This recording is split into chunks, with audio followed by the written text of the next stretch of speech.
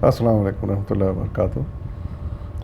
اس وقت میں آپ کے سامنے سورہ ہود کی آیت نمبر 114 اور 115 کا ترجمہ لے کر حاضر ہوں۔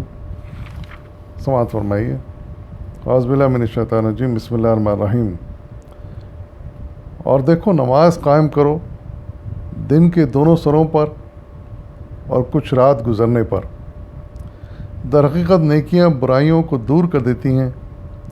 یہ ایک یاد دہانی ہے ان لوگوں کے لیے جو خدا کو یاد رکھنے والے ہیں۔ اور صبر کرو، اللہ نیکی کرنے والوں کا اجر کبھی ضائع نہیں کرتا۔ صدق اللہ العظیم۔ اس میں سے پہلی آیت یعنی آیت نمبر 114 114 میں اللہ تعالیٰ نے پہلے تو نماز کا حکم دیا ہے۔ اس وقت یہاں پر 3 نمازوں کا ذکر فرمایا ہے، یعنی دن کے دونوں سروں پر۔ اس سے مراد ہوئی فجر کی نماز اور مغرب کی نماز۔ پھر فرمایا گیا کچھ رات گزرنے پر، اس سے مراد ہوئی عشاء کی نماز۔ اسی طریقے سے ظہر اور عصر کی نمازوں کا بھی بیچ بیچ میں ذکر آیا ہے، لیکن اس وقت یہاں پر ان 3 نمازوں کا ذکر ہے۔ درحقیقت فرمایا گیا کہ درحقیقت نیکیاں برائیوں کو دور کر دیتی ہیں، اور یہ ایک یاد دہانی ہے ان لوگوں کے لیے جو خدا کو یاد رکھنے والے ہیں۔ یعنی نمازوں کا یہ فائدہ ارشاد فرمایا جا رہا ہے کہ یہ نمازیں جو پڑھتے ہو، یہ نیکیاں برائیوں کو دور کر دیتی ہیں۔ یعنی برائی تو انسان غلطیاں کرتا ہے، برائی کرتا ہے، لیکن یہ نیکیاں جو ہے ان پہ حاوی ہو جاتی ہیں، ان کو مٹا دیتی ہیں، ان کو حساب سے ساقط کر دیتی ہیں۔ اور اس بات کا بھی اللہ تعالیٰ نے کھل کے بعض آیات میں اظہار کیا ہے کہ تم بڑے گناہوں سے بچو، نیکیاں کرو، ہم تمہارے چھوٹے چھوٹے گناہ معاف فرما دیں گے۔ اور پھر ان نمازوں کا ایک فائدہ یہ بتایا کہ یہ ایک یاد دہانی ہے، یعنی اللہ تعالیٰ کو یاد کرنے کا ایک ذریعہ ہے اور بہترین ذریعہ ہے۔ ظاہر ہے کہ دن میں اگر ہم 5 وقت پابندی سے نماز ادا کرتے ہیں تو ہم انہیں دن میں 5 مرتبہ اللہ کو یاد کرتے ہیں، اور یہ وہ اوقات ہیں، اللہ تعالیٰ نے ایسے اوقات مقرر کیے ہیں جو بڑا فائدہ مند ہوتا ہے۔ یعنی مثال کے طور پر صبح اٹھنا، نماز پڑھنا، یعنی دن کا کام بھی اللہ کی یاد سے شروع کریں۔ پھر ظہر میں دوپہر کے وقت جب دن کا عروج ہوتا ہے، اس وقت کو اللہ کو یاد کرنا۔